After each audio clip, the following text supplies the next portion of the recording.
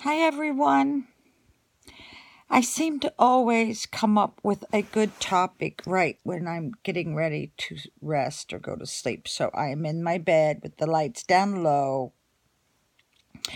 and I was thinking about when you're disabled, what are the things that kind of go by the wayside or suffer because of you not being able to do what you used to do. And I think the first thing to go is your housework.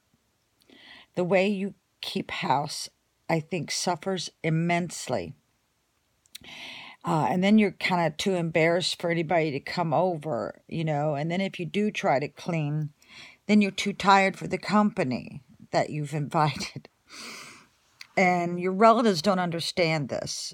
And of course, you don't want to discuss it with them because my house used to be immaculate, always in order, everything. And then when something happens to your body and you're not able to do that, it's a little overwhelming. It's very anxiety ridden. Another thing that suffers is your social life. Everybody I work with says, "Why don't you go do something? Why don't you go out?" And then when I do go out, then it's like the shit hits the fan. Oh, you went out. Well, I got to go out sometimes, right? Oh, let's see. What else suffers? Oh, your cooking. If I was to stand behind the stove to try to cook something and prep something, it would kill me. Now, if I sat down and did things, because I remember before my mother passed, she could still do some cooking, but she would have to sit down and like peel potatoes or whatever she was prepping. But I think your cooking goes. You start eating too many carbohydrates. You eat junk. You eat too much candy.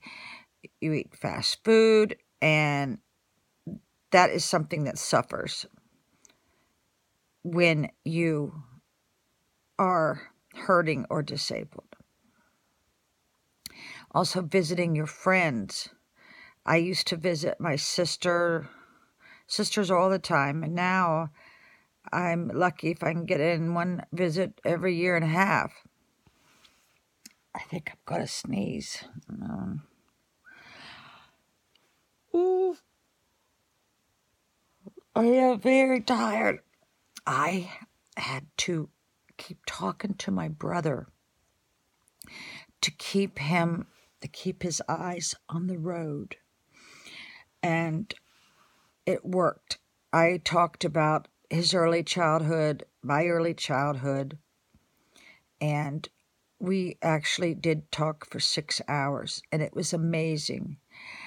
Until you're locked in a vehicle with somebody for 6 hours, you can get a lot of topics out, and it keeps the driver, focused on the road. So that was my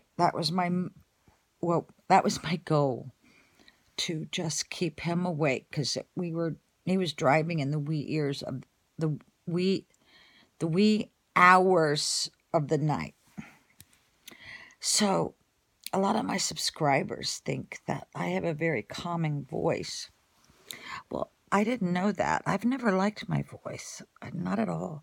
The reason why I'm hoarse is because I talked all night to my brother. Try to keep him from wrecking. But he did a great job. So I'm going to go to sleep and rest. Bye.